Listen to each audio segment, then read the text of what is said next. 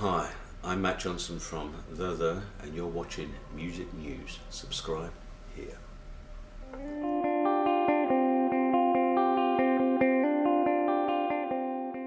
Yeah, so I formed a little publishing company as well, as you can see, 51st State Press, and the first book was my dad's memoirs, which is it's a good read. Yeah, incredible. It was an East End document of the time. He was one of the longest serving licensees, and you lived above the pub. Yeah. I mean, what do you remember of Two Puddings and all the characters that came in? Very happy memories of. It was, a very early part of my life. I mean, they had the pub from '62 to 2000, but we actually moved away at the end of the '60s, and then our other uncles and cousins lived above there as well. Very happy memories, really. The customers, the staff were lovely to us as kids, but there was another side to it that we didn't really see as kids, and we would hear about, overhear our parents' conversations, violence and the fights and stuff like that. Being a very, very busy East End pub, there was a certain amount of violence there, but also the bands that played there. There were a lot of notable bands that started out. My Uncle Kenny was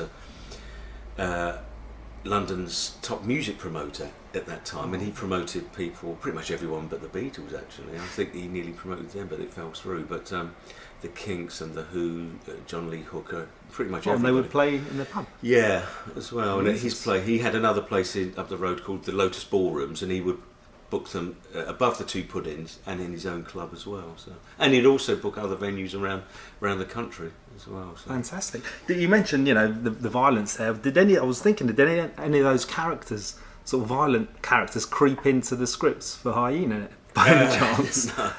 No. Gerard was too young to remember living above the Puddings, because he remembers the pudding going there as a kid later on, but he didn't live there. But he knows some interesting people in his own right, and Hyena was based on the main character who Peter plays was a policeman that they knew and used to party with, and it wasn't, it was a month or two after they got to know him that they found out that he was an undercover cop, and he was quite an interesting character.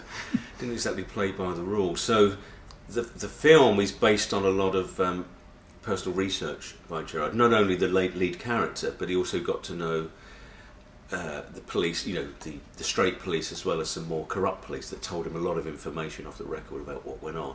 And he went on Peter and Gerard went on raids with police there to put all the Stamfests on and going. So they did a lot of intense research, but also he got involved with a women's charity that actually worked with young women that had been sex trafficked.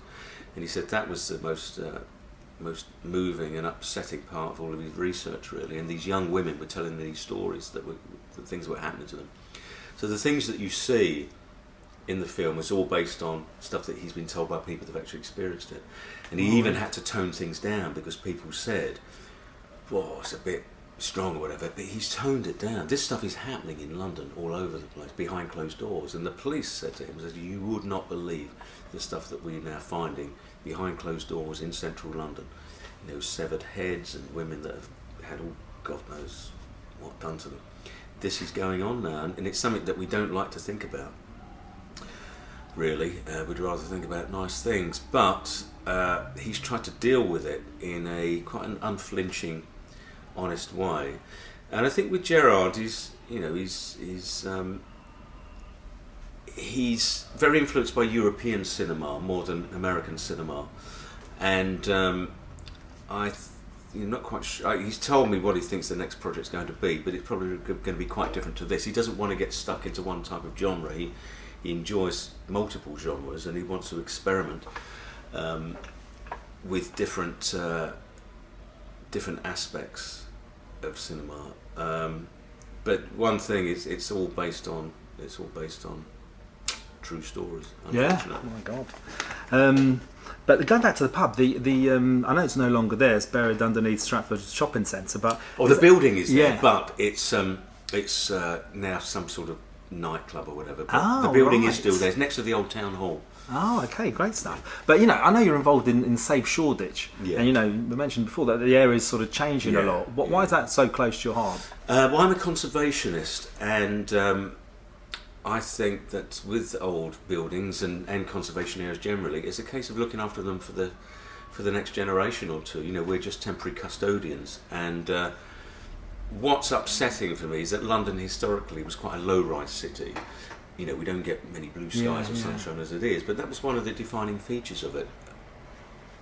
And as you probably know, it was, you know, it's really built up from, or grew from, a series of small interconnected villages, really, and that gave it its unique quality, as opposed to certain American cities which are just built as grids from the ground up.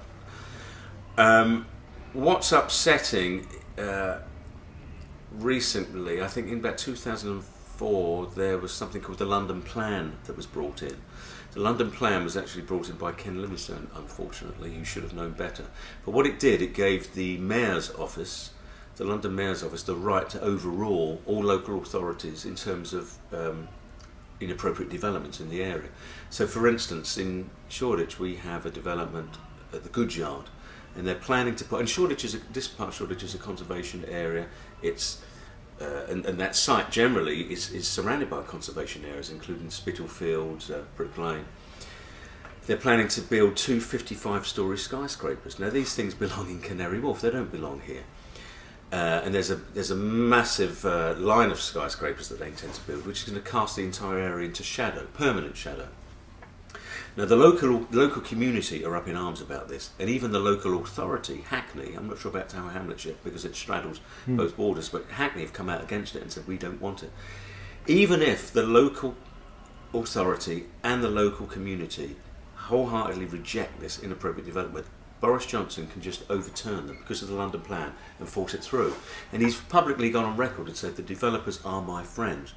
And so you've got this situation because of a combination of events, the low interest rates, the deregulation of the planning laws. There's this orgy of greed that's been unleashed, and of course you've got investors from, you know, the Gulf states, from China, from God knows where else, realise that they're funding all these massive developments. These are not for ordinary Londoners. These are just investments. These awful things that are not going to help reduce the housing waiting lists. It's based on greed. It's based on earning as much money as possible, and it's disfiguring local neighbourhoods. And so all these wonderful, unique, villagey like communities that you have spread across London, they're soon going to be a thing of the past if this carries on, because I think there's something like 200 skyscrapers in the pipeline. And already you're starting to see, and people are starting to wake up, and this is something I've been campaigning against for the last 6 or 7 years, but fine, because I knew it was coming, because I was involved in these conservation groups. And now members of the public are starting to look up and say, well, this is a bit strange, you know, one after the other. And of course, what it also does, it puts tremendous pressure on the existing older buildings, because these developers are coming in and they're not looking just at the old buildings, they're looking at 40 floors of sky above it and say, okay, well, we'll buy this. And so it's put huge amounts of pressure on local authorities who are now powerless to stop it. English Heritage has had a third of its funding cut, so it's been declawed and detoothed. They don't have the resources to protect these areas. And so we're really in a really worrying situation now, in that it's, as I said, it's you've got the government, you've got the Mayor of London, who are completely in favour of all of this foreign money flooding in, overwhelming these historic areas, and we're going to end up with a city that is just like something out of Canada or America. Some people want that, but I think we should consider future generations. Definitely. We've got a beautiful city, best in the world, I think, and we should keep it like that. But you've also been involved in this Radio Cineola Tower sculpture project, an Anglo-Saxon collaboration. Could you tell us a little bit about that, and are there any plans to bring that to London? Or Anglo-Swedish. Anglo-Swedish, sorry. Yeah. Sorry, that's me. That's okay. The plan is that's still on display in Gothenburg, and that's the Radio Cineola project is quite interesting because it's and I don't like using the term mixed media or multimedia, but it is, because it's a collaboration between 3 English people, 3 Swedish people. There's myself, there's Kate Wilkins, lighting designer, John Tottenham, who's a poet based in Los Angeles, Johanna St. Michael's, the film director, Jacob Sarskvist. I can never pronounce his second Yeah, name. no, I found that very hard. That's why. And we have a lovely blacksmith. I forgot how to pronounce his name as well. Anyway, but we created this sculpture that was based upon the idea was to base it upon the Shukov Tower in Moscow, which was actually commissioned by Lenin, but it was completed before his death, and it was when the Soviet Union was sort of fully formed. They wanted to be able to transmit across the entire empire, so this was the first tower that they put up to do that. And Radio Cineola, what I liked about using it as inspiration is that the one of the ironies I find of since the Berlin Wall came down, 25 years after the Berlin Wall came down, the most spied upon populations are the British and the Americans, because we've got the NSA completely out of control, monitoring everything we do. And more people are turning to outlets like Russia Today to find out what's going on in America and Britain. So that's one aspect of it. We're also going to take the tower and I think bring it to England, take it to America. But we're filming a political documentary later this year as well, and so the tower is a symbol of the radio station, but also it will feature in the documentary as well. It's quite an interesting, involved project. It'll make more sense at the end of it than it does talking about it, because it's been unveiled sort of piece by piece. Yeah. But It looks impressive, doesn't it? But you mentioned there just about the new album. Would there be plans to take it back onto on the road? Possibly when the time comes. I mean, I get asked to tour all the time still, but I don't want to just go on play live and just play old material all the time. You know, and I want there to be something new to say. And also, going on the road, it takes a lot out of you. And I've got another young child now who's just older than 2, so. You're away from your family quite a lot, and so that's a consideration as well. Absolutely. The last tour was 14 months, you know, and it's a long time to be away from home. That probably will happen. Great. I mean, you seem to spend your time between East London, Manhattan and Gothenburg. When you're not working, what would you get up to? Oh, I think we're working all the time. Actually. It's getting worse and worse. It sounds like it, yeah. Yeah. Playing with the kids. I've got... an eldest son is in Sweden, so I'm up there quite a lot. Playing with the kids, going to the cinema, tinkering around with vintage cars, that sort of thing.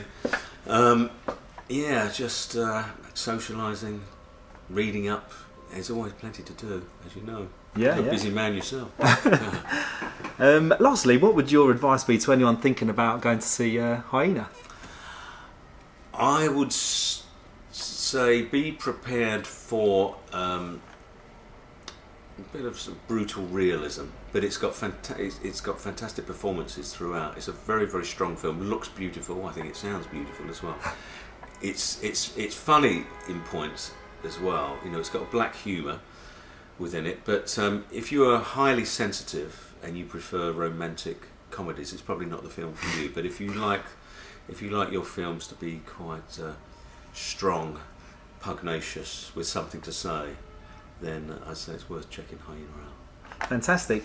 I know you rarely give interviews, to be honest, and this has been an immense pleasure. Thanks a lot for giving us your time. Have you got anything else to say to music news and film news watchers? Let's have a think. Well, all I can say is you're in good hands. What a nice chap you've got who runs your station. Very friendly, very passionate about what he does. So keep watching.